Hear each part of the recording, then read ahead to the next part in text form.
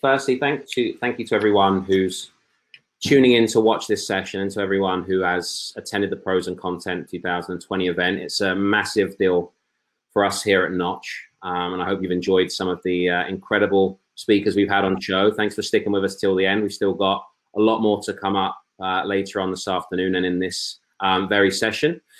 In this session, we're going to be talking a little bit about how a small company called Deloitte navigated their way through the COVID crisis, and we're going to look at on a more sort of specific lens of measurement, content, and how that changed as a result of recent things. So I'm going to be walking through this with the incredible and lovely Adriane Anthony. Hello, Adriane. How are you doing? Hey, doing good. Excited to be here. Fantastic. So Adriane is the analytics manager at Deloitte. An analytics manager really doesn't do you justice, Adriane, the amount of things you do. Before we kick off with the questions around what Deloitte have been doing, I'd love for you to give a bit of background on your role at Deloitte. Sure, yeah. I've been with the firm for almost 6 years now, which is crazy how fast time flies by. Prior to Deloitte, I was in advertising, so analytics has been my career pretty much from right off the bat. I absolutely love it. At the firm, I lead measurement strategy just across the board. We have a huge marketing department. We do it all. We're pretty, we're a sizable organization, so we do a lot of things, and it's wonderful. I really like it. I wasn't sure about the transition from advertising to in-house, but I'll tell you, there's so much to work on. There's so many cool things to do and so many different teams. No 2 days are usually the same, and I like it that way. So it's pretty awesome. Perfect. So listen, let's go back to March. Obviously something happened pretty big the world has never seen before. I would love to hear about really the sort of the immediate reaction to Deloitte, how it affected you and your role.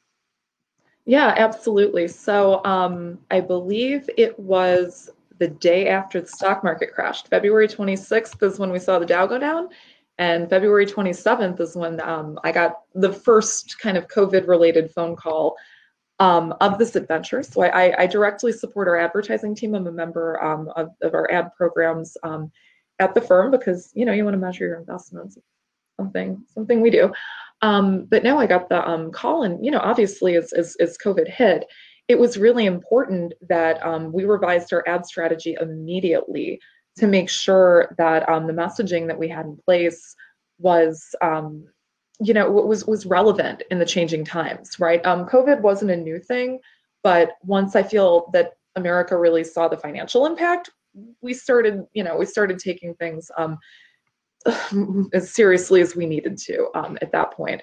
So yeah, I want to say the very first sign was the market, and we hit advertising, making sure that we weren't linking to any immediately outdated content. So when you guys think about Deloitte, we are B2B, right? Our clients are the Fortune 500, large organizations all over the world, and we're content marketers primarily. And that's what our advertising does. You don't go to, it's not like e-commerce. You can't go to the website. I wish you could. I wish you could go to the website and hit add to cart consulting strategies. I would love to measure the ROI on that. That would make my life so much easier. No, we're content marketers, right? We want to help our clients better understand how they can approach core business issues and situations and stay at the forefront of technology and innovation as it relates, to business services. Some of the content we produce is, we had these financial outlooks, right? February financial outlooks. And COVID made those pretty irrelevant really quickly. So that was kind of the first thing, was we needed to pull all those financial projection, outlook reports that we had to make sure, again, just to ensure the sensitivity and primarily to ensure the content that we had in market was aligning to reality, but also to make sure we were being sensitive, right? As people had to change their ways of life, this is not something that this isn't something that we can really predict, right? So we want to make sure we're sensitive. We want to make sure we have the right voice, the right tone, and that sort of thing. So immediate impact in advertising, but life quickly evolved externally as well as at the firm, and kind of quickly impacted every bit of what we do. So for sure. And I remember we were trying to schedule a call probably about 2 weeks afterwards, and you sent me your diary, and it was one of the scariest things that I've ever seen in my life. There was back-to-back meetings specifically focused on on COVID and measuring that.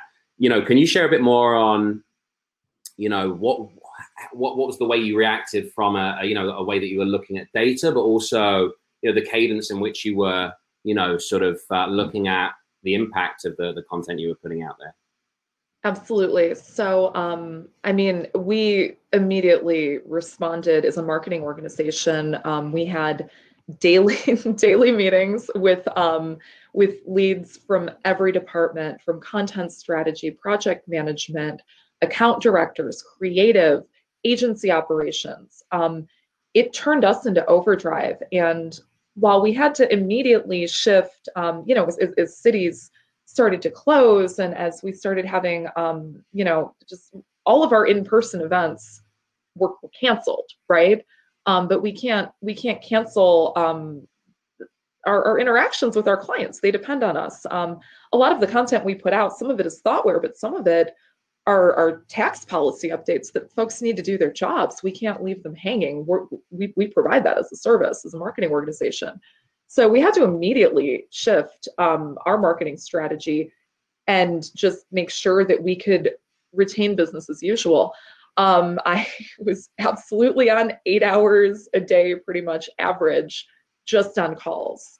And it was really because we had to measure that impact. And Deloitte is an amazing place. Our leaders stepped right up, and it was no longer, oh, what's marketing doing? It was more of a, let's talk. What is marketing doing, right? So they were very involved in the process, which I'm truly grateful for.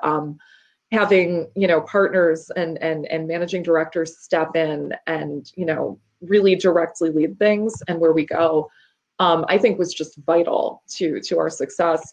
But as part of measurement, right, that's my job. My job is to make sure that all of our leaders have the most up-to-date numbers on how much marketing. So at Deloitte, we have an internal marketing agency, or an internal agency, as well as a marketing organization. It kind of nests within. We have the Green Dot Agency, which I actually sit on. I'm technically a member of that internal agency at Deloitte. And what we do, I mean, it's like real they're campaigns, right? And we have activations and campaigns. So we're measuring in that framework, right? And typically, we just look at a campaign. We look at what is the performance of, the future of mobility. What is tech trends 2020 looking like? Looking at an aggregate, that's like a year-end exercise. That's something that used to take me and our group a month or so to put together, because it's difficult, right? We have lots of different systems. We have a gigantic marketing organization. There's over 400 people in the US, just in our US marketing organization alone. We interact with other teams as well, but it was imperative to be able to technically get our arms around this and create back-end data processes between Salesforce, between SAP HANA, between we used Alteryx as a technology, Tableau, interfaces to display the data. Just a lot of data coming from a lot of sources. What we do is we take our front-end data, project management software like Workfront, analytics software like Adobe Analytics, email, Eloqua. We take all of those data sources and we pump them in to a Salesforce, right? And then we have to combine all those tables. I'm not going to get super technical, I'll be good. But we have to combine these data sources in a way that enables this, very quick turnaround time of getting to data. Again, taking reports that take months to get to, we now have daily deliverables. We now have weekly deliverables going up to our C-suite, which is, again, used to be just a once a year endeavor, now turned into once a week, which again is amazing. It is such an amazing opportunity for that visibility and giving us the chance to tell our stories, which I think is just so incredible. So that's amazing. yeah. Must also be quite nerve-wracking, going directly into the C-suite on a weekly basis. But it just shows the importance of the things that are happening right now. And I suppose we obviously Knotch, we're a measurement company, and we are helping brands to sort of identify in real time what's happening, what's working, what isn't. And we've seen some interesting trends around how people are now consuming things from their desktop, as opposed to mobile. So how do we optimize for that experience? And we've seen through the crisis where we've been measuring content throughout with our clients, because it's been ever changing.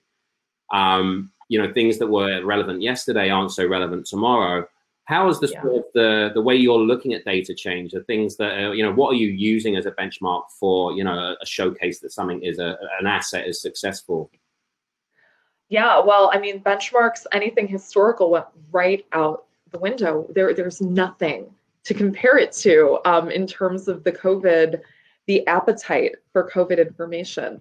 Early on, one of our immediate insights that we found before we produced any content, because we're a big organization and the things that we produce need to be vetted, they're written, our content is written by our partners. Like, we are so lucky. We have all of the resources in the world. We have like every expert in the world who works for us, and they're the ones who write all the content that we're sharing out of our marketing department. That doesn't happen overnight. And of course, the partners have increased workloads too, because of all the client service needs we're all scrambling to meet. So we couldn't start creating content immediately. It was like kind of a slow drip.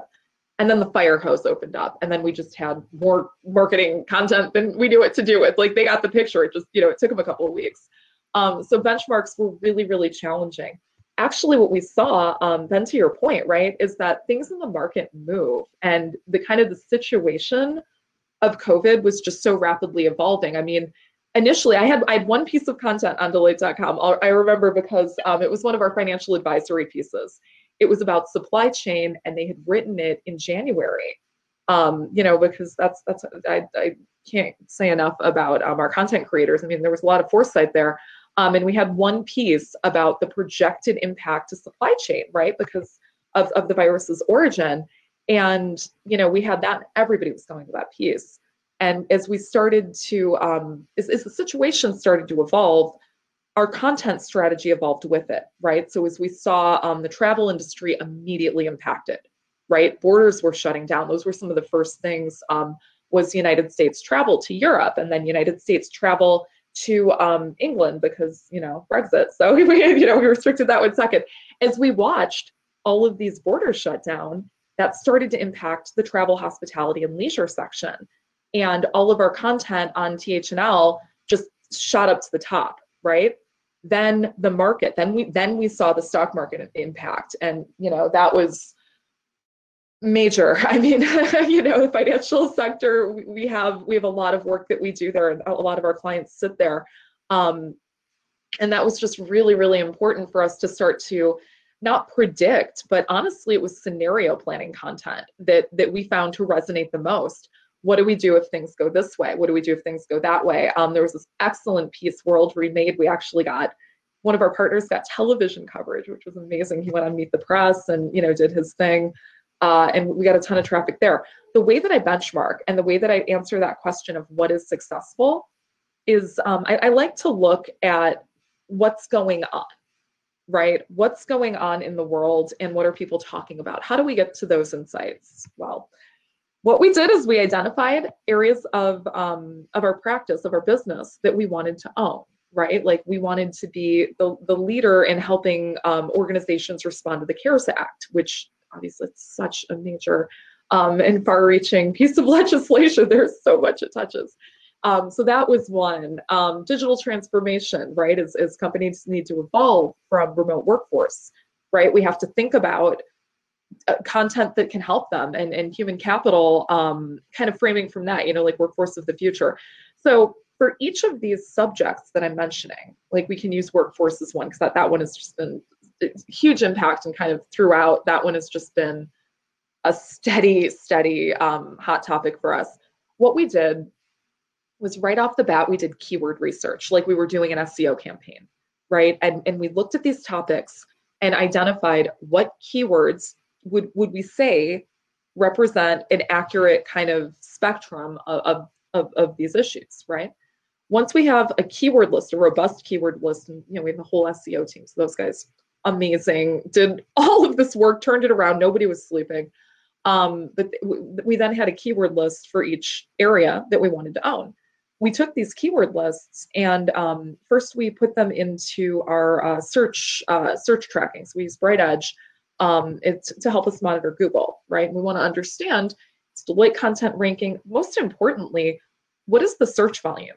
What are people typing into Google? And does that align with us as a marketing organization and the way we think about things? Because, with a big company, any size company, really, we come up with our own terms. You heard me talk about travel, hospitality, and leisure as THL. We have acronyms all day, right? So we want to make sure we're not using some homegrown term coming out of, our practice and our deep subject matter experts. This is marketing. We need to be speaking in the language that our consumers are speaking in, right? So we do the keyword research. We understand how are people talking about these issues. And that helps us not only, how to get the language right and to make sure the keywords are right, but how does that volume evolve over time, right? So now I have a line chart of how many people are putting these search words into Google. This is one of a three-pillared strategy. I won't go up forever, but so the second way that we did it, right? So first we want to understand what is the appetite for these subjects, for these themes, for these content themes in the world, in the marketplace, right? The second area is then we go and we look at social media. Plug the same keywords into social listening, and they have to be the same so we can triangulate this data, right? So we have to use the same keywords. And then we understand who's talking about it, right? So not just is it on somebody's mind, but are people actively talking about it, right? And then we can help, because there's competitive in social as well. So we can say, well, okay, are people talking about it? One question. Do we have a share in that conversation? Should we have a share in that conversation? What themes are starting to evolve in terms of a dialogue, right? And then the third thing we did with these keywords, everybody loved me because this is a ton of work. But then the third thing we did with these keywords was we went into our public relations PR monitoring software. We use Quid, which has like a database of news articles that we can search through.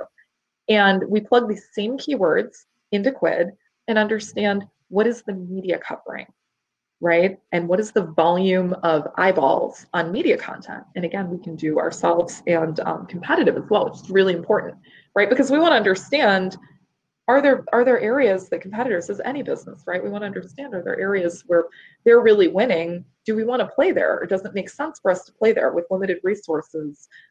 Because again, COVID, we had limited resources. We had to change our entire marketing plan, our entire marketing program to respond, right, for the first time in history, to respond to this. So as I now have numbers over time, right, I have one line for social, I have one line for search, one line for PR. This is the kind of measurement where we can understand, because I don't have regular benchmarks, right? So then I look at my content, right? We take all of our web pages, I all live on web pages, right? I look at all those web pages and I bucket those out too. And we take web page traffic and we start to understand, like, okay, well, I saw a spike in workforce on this day in Google. And then a week later, there was a ton of conversations on Twitter. And then, and here's our content. Our content is spiking when Google spikes, right? So we have good SEO. And then we get into social and we're spiking in that conversation too, because we have a lot to say. We have all these great thought leaders who are coming out with these, perspectives on global employer services. And when everybody, when the visas go away and the borders close, people have to go to other countries, and that impacts employer taxes and tax laws and tax codes. It wasn't just the consumer tax deadlines that changed, for us to submit our taxes, but it impacted business too. So all of these things, right, our practitioners and our partners in the practice are able to participate. We see all of that motion, and that's the benchmark. If I see a spike in search, social, and PR, is that aligning? Does that align to the amount of eyeballs on the content within our owned environment, within Deloitte.com, where we have, the full control to, put our messages out there. So that was really one of the main ways. Otherwise, our event attendance, all of our events moved into virtual events, right? Obviously. And as an analytics person, I kind of liked that because it's a lot easier to measure a virtual event than an in-person one, right? Because then, just like you guys are in this event right now, we can tell how many people have attended and how many people stayed for the whole thing. So really kind of looking at that too, we've had some of the best event attendance we've ever had in our measurable history, right? So it's like a new normal, and I'm going to use all these COVID buzzwords, right? Yeah. It's a normal in the world of marketing measurement too, because we've never the new normal. Yeah. Exactly. Well, and it was flattening the curve too with new marketing work, because we were just getting so much work, and we needed to like flatten that curve so people, didn't have to work over the weekend or anything crazy like that. But we were able. I feel that we were very successful in doing it. It took a lot of work, but coming together as a team was just so vital, so just integral to the success, and just getting the right people in the room. That's what drove the great performance. That's what drove the correct realignment of our prioritization, right, of our marketing programs. Yeah, it's amazing. I mean, the level of detail there was incredible, and I'm sure there's lots of people that are watching that are going to take away an incredible amount from that. Thank you for being so open and sharing. Oh, sure. And then when it comes, that will tie into your amplification strategy as well. Do you have ways in sort of real time as this data is coming in that you're then making the most of that by getting, this content that is really resonating to as many as possible? Mm-hmm. Yeah, so it really is. It's really good that we're able to have our own website and use that together with those external measurements, right? Because then we can say, well, you know what? Before COVID, we weren't publishing content on the CARES Act, right? Like that, the CARES Act didn't exist, so we weren't publishing that content. So looking at that, we have no baseline, so we need to understand what is good and how do we get that out there. In terms of the amplification, we use the entire kind of toolbox at our disposal, whether it's advertising, whether it's email, social, search, you name it. I mean, we have a full marketing department here, and that's really, we were really focusing what messages are new, what emerging kind of things are happening that we need to get the word out, right? Because we've been around for 175 years. Most folks, associate us with audit and tax services, right? But we do all of the things we have technology, blockchain, cyber risk, any kind of strategy. That's what we do. That's a huge part of what we do. So, helping folks to understand that we have a perspective and we can help them was vital. So for the areas and for the themes, again, it all goes back to identifying what we wanted to go after, right? And then for the things where we did not really have brand association, right? Then we have to think about upper funnel strategies like advertising, like search, natural search optimization, paid search to supplement, social media. Those are all upper funnel. And those are all ways that you can, get the word out to folks who might not be familiar with your brand. For things that, for our best performers, for the CARES Act financial implications and all kinds of stuff like that, where we have just, everybody knows, people, that we had over 16,000 attendees to one of our financial webinars that like broke every record in the book. People know us and they know they can come to us for that insight and that guidance. So our marketing and our amplification is different there, right? We have a robust email list. We have to make sure that our clients are aware, right? They're scrambling. Oh my gosh, financial crisis. What do I do? The clients are scrambling too, right? And is Deloitte top of mind? Maybe. I hope it. If we're good marketers, maybe. But we've got more important things to think about right now with everything going on. So we have to tactfully but very strategically send out messages via email. We're not going to clog their inbox with a ton of messages. We need to get to the right people with the right message at the right time. Advertising 101, pretty much what everybody, learned in school to their degrees. But that's really what it takes. So I think just making sure that we're using the right levers for the right audiences was really key to the amplification strategy. And we can look at that across the board when it comes to measurement. We look at the attendance rates, right? And is using this kind of strategy raising those attendance rates. And we have a series of webinars. There was one, it was like a month ago. There was a week we had a tax webinar every day of the week. I had to call Jacob over the events. He was like, "You have 5 this week?" And he's like, "You have 5 this week." So, it's kind of making it up as you go along. It's like a microcosm of a 30, 60, 90 analysis, right? But that's really how we were starting to benchmark and understand what amplification is working, right? Yeah, love it.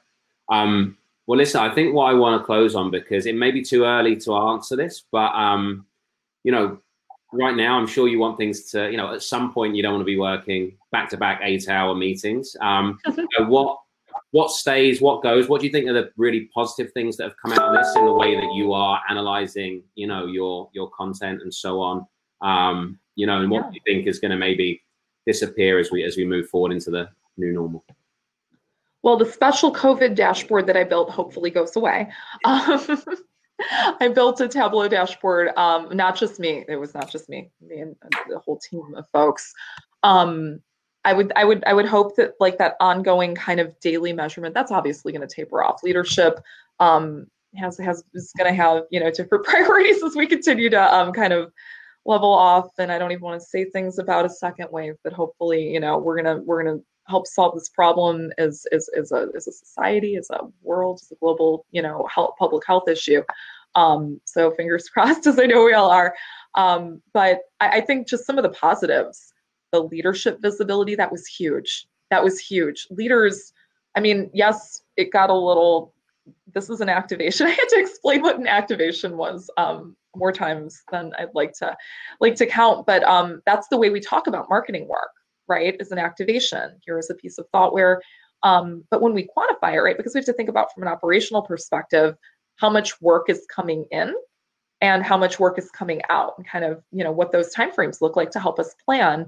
And to help leaders kind of plan budgets and people and things like that, right? So I really love that new lens, that isn't a way that we have historically kind of measured our department, measured our output in such a way.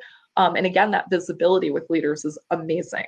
I also, I would be remiss to say just the amazing amount of technical wizardry. Our technology folks, at the firm, they sit on my team, they sit in our IT department. It's so amazing, so supportive. And not only did we all respond to this quickly and, during a time of a crisis, but these guys built such a solid framework. These weren't Band-Aid solutions. And for that, I am grateful. I'm so excited to use all the new data tables that I have sitting in HANA. It's awesome. We didn't have it before. Like, you would have to go dig one out and then go dig this one out and join them. And they've just enterprise scalability. The guys are amazing, and I'm grateful. So yes, working a bajillion hours a week, not fun. But look at what we got, and I'm just that's like, it makes it all worthwhile, right? Yeah, I love it. I love how passionate you are about data. Being lucky enough to work with you, on a lot of the stuff that you do has allowed me to see inside your mind a little bit, and it makes me feel not so intelligent because you are really intelligent, and you really. But honestly, I think anyone watching, there's a lot of technicality that we're talking about, and you can sort of, present it in a way that's understandable to the average brain like my own. So thank you so much for joining us today. It's been a real pleasure, and I look forward to working with you moving forward. I'll just, before we go, want to see if there's any questions. If anyone in the chat wants to pipe in, then now is the time. If there's any questions, we'll hold on just to see. Looks like we've got some good feedback though. There's someone that also has a tables. Yes. not alone. I'm so glad. I hope all the nerdiest attendees of your wonderful conference made it here to geek out together. I don't know if there's anything. I do a lot of talking. I'm kind of a talker, but I'm happy if anybody wants anything. Glad to help. For sure, Geeks Unite. Absolutely. I've been looking at the numbers, and we haven't had any drop off. So I think the geeks all looked at the title of this this session, and this is what they came for. So it looks like no more questions coming in. So on that note, thank you again, Adriane. I'll be speaking with you soon, but have a great rest of your day. Really appreciate you stopping by. Awesome. Thank you so much for having me, Ben. Really appreciate it. Welcome. Take care. Bye, guys. Bye, everyone.